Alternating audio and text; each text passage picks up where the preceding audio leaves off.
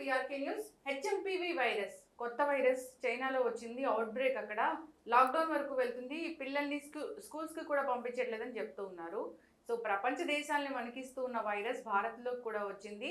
So ఎక్కువ కేసులు ఇక్కడ కూడా నమోదవుతున్నాయని చెప్తున్నారు. అసలు ఏంటి హెచ్ఎంపీవీ, ఎలా వస్తుంది, రాకుండా జాగ్రత్తలు ఏం తీసుకోవాలి, వస్తే ట్రీట్మెంట్ ఏంటి, మరి దీనికి వ్యాక్సిన్ ఉందా, వివరాలు తెలుసుకుందాం. ఈరోజు మనతో పాటు ఉన్నారు ప్రముఖ న్యూరో సర్జన్ డాక్టర్ రంగనాథం గారు from Aster prime hospital, Ameerpet. Doctor గారు నమస్తే. నమస్తే. డాక్టర్ గారు, మళ్ళీ వైరస్లు వస్తూనే ఉంటాయి. ఇది కొత్త వైరస్ హెచ్ఎంపీవీ వైరస్ వచ్చింది. చైనాలో అసలు పిల్లల్ని స్కూల్స్కి పంపించట్లేదు, అక్కడ పిల్లలకి ఎక్కువగా టార్గెట్ చేస్తుంది అన్నారు. చూస్తే ఇండియాలో కూడా పిల్లల్ని ఇది టార్గెట్ చేసింది, ఎక్కువగా పిల్లలే ఎఫెక్ట్ అవుతూ ఉన్నారు. ఏంటి డాక్టర్ గారు అసలు ఇది హెచ్ఎంపీవీ వైరస్ అంటే హ్యూమన్ మెటా న్యూమో వైరస్. అందరికీ తెలియాల్సింది ఏంటంటే కోవిడ్ అది ఏ ముహూర్తాన్ని వచ్చిందో కానీ చైనాలో ఎవరైనా తుమ్మితే దాని ప్రకంపనలు ప్రపంచం అంతా కూడా వస్తున్నాయి, భారతదేశంలో కూడా, అందులోనే మన పొరుగు దేశం. నిజానికి ఏమిటంటే చైనా వాళ్ళే చాలా క్లియర్గా చెప్పారు దీనివల్ల పెద్ద ప్రమాదం లేదు. ఇదంతా చైనా, ఎందుకంటే వాళ్ళు అక్కడ నుంచి వచ్చే సమాచారం నమ్మదగింది కాదు, అన్నీ గుప్తంగా ఉంటుంది, సీక్రెట్గా ఉంచుతారు.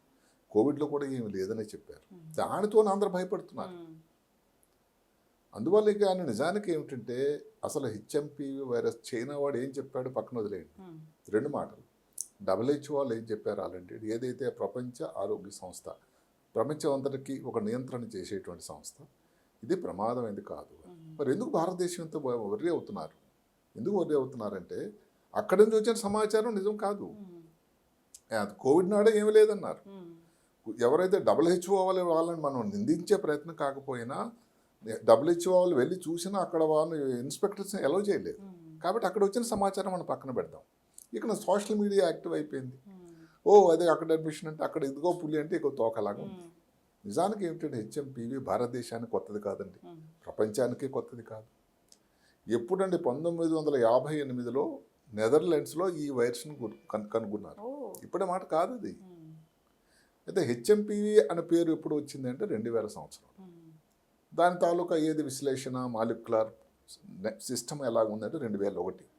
ఇప్పుడు భారతదేశంకి వస్తే 2003లోనే హెచ్ఎంపీవీ వైరస్ గురించి పూణేలో నేషనల్ ఇన్స్టిట్యూట్ ఆఫ్ వైరాలజీ ఉంది, అలాగే బీజే మెడికల్ కాలేజ్ ఉంది, జీజేబాయ్ మెడికల్ కాలేజ్ ఉంది, బేరంజీ జీజేబాయ్ చాలా పాత మెడికల్ కాలేజ్. వాళ్ళు ఈ దీనిలో చిన్నపిల్లల గురించి వచ్చింది. అక్కడ ఉండేటువంటి 100 మంది పిల్లలు కానీ పరీక్ష చేస్తే 46% ఇది పాజిటివ్ వచ్చిందని. ఆ తర్వాత 2003 అయిన తర్వాత 2006లో ఎయిమ్స్ నుంచి ఒక స్టడీ వచ్చింది. ఇంకా వస్తూనే ఉంది. లేటెస్ట్గా 2024లో ICMR వాళ్ళు ఒక స్టడీ చేశారు, ఇండియన్ కౌన్సిల్ మెడికల్ రీసెర్చ్ అని. అంటే భారతదేశానికి కొత్త కాదు ఇది. అయితే ఎందుకు భయపడుతున్నారు? ఆ కోవిడ్, ఆ మాట, ఆ వైరస్ అసలు ఇంకా ఆ రోజుల్లో ఉండేటువంటి ఆక్రందనలు, ఇబ్బందులు, ఆక్సిజన్ కొరత, పేషెంట్లు చూస్తూ వెయిటింగ్ అన్నమాట, అది ప్రజల్లో భయం నెలకొల్పుతుంది. మన దగ్గర కూడా ఏదైతే ఒకసారి వైరస్ అంటూ వచ్చింది చైనాలో అనగానే అప్రమత్తమై చాలా కమిటీలు అవన్నీ వేశారు. ముఖ్యంగా ఆరోగ్య శాఖ మంత్రి నడ్డా గారే దానికి పర్యవేక్షణలో ఉంది. అందరూ కూడా తేల్చింది ఏమిటంటే ఈ వైరస్ అనేది భయపడాల్సింది కాదు. ఇది ఏంటి, చిన్న మామూలుగా దగ్గు జలుబు వచ్చేటువంటి వైరస్, రెస్పిరేటరీ సిన్సిషియల్ వైరస్ అని ఒక వైరస్ లాగా ఉంటుంది. దాని లక్షణాలు ఏమిటి? దగ్గు, జలుబు, గొంతు నొప్పి, కొంచెం తలనొప్పి. వైరస్ గమనించాలి మీరు అందరూ కూడా, కోవిడ్ మాదిరి ప్రమాదమైనటువంటి వ్యాధి కాదు, కానే కాదు. ఒక 5 రోజులు 6 రోజులు ఉంటుంది. ఈ కష్టము చిన్నపిల్లల్లో కానీ లేదు 50-60 సంవత్సరాల వాళ్ళు కానీ. ఒక్కటే ప్రాబ్లం వల్ల ఏమిటంటే ఇబ్బందులు, కాంప్లికేషన్ రావడానికి ఆస్కారం ఉండే ప్రజలు ఎవరికైతే ఇమ్యూనో డెఫిషియన్సీ అంటే ఏమిటి, అవయవం మార్పిడైంది, షుగర్, బీపీ ఉంది, ఇంకా ఈ మధ్య కాలంలో ఇంకేదన్నా ప్రాబ్లమ్స్ వచ్చినట్టయితే క్యాన్సర్ వచ్చింది, క్యాన్సర్ కోసం కీమోథెరపీ అయింది, రేడియోథెరపీ అయింది, అలాంటి వాళ్ళలో ఇలా ఇబ్బంది కొంతకాలం ఎక్కువ రోజులు ఉండొచ్చు అని మాత్రం అందరూ మరి ఎందుకు ఈ ఆందోళన? ఎక్కడో చదివినట్టుగా కోవిడ్ తర్వాత విశ్లేషణ ఎక్కువైందండి. తర్వాత దానికి సర్వేలెన్స్ అంటే పరీక్ష రాగానే ఇంకా టెస్టులు అంతా మీడియా చాలా యాక్టివ్ అయిపోయింది. దానివల్ల ఎక్కువ కనుక్కుంటున్నాం. వాస్తవమే. కానీ భయపడిపోతున్నారు కదా, భయపడిపోవడం ప్రజలు. ఇప్పుడు ఇంతవరకు ఎక్కడ ఒకే ఒక కర్ణాటక రాష్ట్రంలోనే మాస్కులు మీరు అది కూడా కంపల్సరీ కాదండి, మాస్కులు మీరు బయటకు వెళ్తే పెట్టుకోవడం అన్నది సముచితం అన్నారు వాళ్ళు. ఎందుకంటే అక్కడ 3 కేసులు వచ్చాయి, రాజస్థాన్లో వచ్చాయి, అహ్మదాబాద్లో వచ్చాయి, చెన్నైలో వచ్చాయి, కేసులు వస్తూనే ఉన్నాయి. అవి ఆగిపోతాయని కాదు, వైరస్ గాలి ద్వారా ప్రయాణిస్తుంది. మీరు అడగొచ్చు ఎట్లా దాని గురించి చేస్తుంటే ఎవరో దగ్గారు తుమ్మారు అనుకోండి, ఆ డ్రాప్లెట్స్ వల్ల వస్తుంది. అది ఎవరు ఆపే శక్తి లేదు, అయితే ప్రమాదం అయితే లేదు. ఇప్పుడు కోవిడ్ టైంలో ఏంటి, మల్టీ ఆర్గన్ ఫెయిల్యూర్ అని విన్నాం. ఊపిరితిత్తుల్లో ప్రవేశించి కిడ్నీ, లివరు, బ్రెయిన్ డ్యామేజ్ అయ్యి పేషెంట్లు జరిగిపోయిన పరిస్థితి. ఇంతవరకు ఈ వైరస్ వల్ల భారతదేశంలో మరణాలు అనేంతవరకు జరగలేదు. అంటే ఈ ఎపిసోడ్లో భయపడడానికి అంత ఏముందని చెప్పండి, అంతే. నేను చెప్పేది ఇంకొకటి ఏమిటి, ఈ వైరస్ అన్నది కొన్నాళ్ళు ఉంటుంది, 5-6 రోజులు. భయపడాల్సిందల్లా ఏమిటో లక్షణాలు కోవిడ్ మాదిరినే. భయపడాల్సిందల్లా ఏమిటంటే దీనికి వ్యాక్సిన్ అంటూ లేదు. దీనికి మందులు ఏదైతే కోవిడ్లో మనం ఇచ్చాం, ఈ మందులు ఇచ్చే చాలా కోవిడ్ మందులు వచ్చాయి, రెమెడీసివిర్, ఇవి అలాంటి మందులు ఏమి లేవు. దీనికి వ్యాక్సిన్ కూడా లేదు. ఇక్కడ ఒకటి ఏంటంటే ప్రభుత్వానికి అందరికీ కూడా నేను నివేదన చేసేది ఏంటంటే, ఈ సోకాల్డ్ ఫ్లూ వ్యాధి ఇంకా వస్తూనే ఉంటుంది సంవత్సరం. ఈ సీజన్లోనే వస్తుంది, వింటర్లోనే. ఇదేది ఈ సంవత్సరం ఆగిపోతుంది కాదు. ఇప్పుడు 2003లో, 2006, 2014, 2024 ఎన్నిసార్లు జరిగినప్పుడు తర్వాత రాదని లేదు. అలాంటప్పుడు ముందు దీనికి ఫ్లూ కోసం కూడా వ్యాక్సిన్, ఎందుకంటే ప్రపంచంలో ఎక్కడ కూడా ఫ్లూ వ్యాక్సిన్ లేదు. అది వ్యాక్సిన్ తయారు చేసే వాళ్ళకి ఆలోచన ఎలా ఉంటుందంటే వ్యాపార ప్రాతిపదిక, అంటే ఎంతమందికి దానికి ఇస్తాము. అంటే ముందుగా ఫ్లూ వ్యాక్సిన్ ఇచ్చినట్టయితే, ముఖ్యంగా ఎవరైతే రిస్కీ గ్రూప్కి, ఎవరో రిస్కీ గ్రూప్, చిన్నపిల్లలు కానీ వాళ్ళకి డ్రాప్స్ రూపంలో, లేకపోతే పెద్దవాళ్ళు కానీ 50-60 సంవత్సరాలు ఏదైతే ఇమ్యూనో డెఫిషియన్సీ ఉన్న వాళ్ళు కానీ, ఇది ప్రభుత్వం వారు ఒక ఆలోచన అయితే చేయాలి. ప్రస్తుతానికైతే ఈ ఫ్లూ వ్యాక్సిన్ లేదు. ఎందుకంటే ప్రపంచం అంతా కూడా భారతదేశాన్ని అపహాస్యం చేసినప్పుడు కోవిడ్ వ్యాక్సిన్ చాలా తొందరగా తయారు చేయగలిగారు. అసలు ఇంతమందిలో ఆ మరణాలు ఆపగలిగామంటేనే భారతదేశం తాలూకా ఏదైతే సైన్స్ తాలూకా ప్రగతి కదా నిదర్శనం. మనం ఎంతమందికి కూడా మనం ఇది కూడా ఇచ్చాం, సప్లై కూడా చేసాం పొరుగు దేశాల వాళ్ళకి. ఇది ఒక ఆలోచన చేయాలి. అదే కాకుండా ఎప్పుడో ఈ చట్టం ఏదైతే ప్రివెన్షన్ ఆఫ్ ఎపిడమిక్స్ అని ఉంది, 1867 చట్టం, అది కొంచెం మార్చాల్సి ఉంటుంది.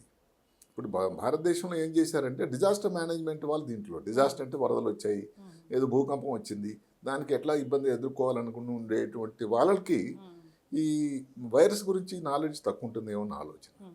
ఐసీఎంఆర్ వాళ్ళు, WHO తాలూకా రిప్రజెంటేటివ్, తర్వాత హాస్పిటల్ వాళ్ళ రిప్రజెంటేటివ్స్ కలిసి దానికి కమిటీ వేస్తున్నారు. ప్రతి ఊర్లో కూడా గవర్నమెంట్ కూడా దానికి ప్రధానమంత్రి స్వయంగా చెప్పారు, ఆక్సిజన్ నిల్వలు కానీ అవసరమైతే వెంటిలేటర్ కానీ అన్ని సమృద్ధిగా ఉన్నాయని. భయపడాల్సింది అయితే ఏమీ లేదు. 5 రోజుల తర్వాత వెళ్ళిపోతుంది. ఇంతవరకు ఎక్కడ కూడా కనీసం చనిపోవడం వరకు కాదు, కాంప్లికేషన్లు వచ్చి ఇబ్బందులు ఇచ్చినటువంటి దాఖలాలు. ఈ ఇబ్బంది అన్నది, వైరస్ అన్నది ఒకసారి ఆ కోవిడ్ అన్నది జరిగిన తర్వాత ప్రజల్లో మధ్యలో మంకీ పాక్స్ వచ్చింది, ఎంతమంది చనిపోయారు చెప్పండి? చాలా తక్కువ మంది.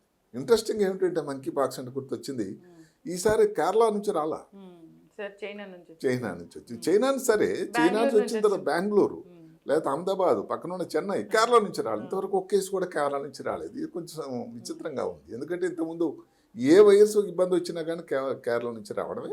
వాళ్ళు నిందించడం అని కాదు, అక్కడ భౌగోళిక పరిస్థితులు అవి.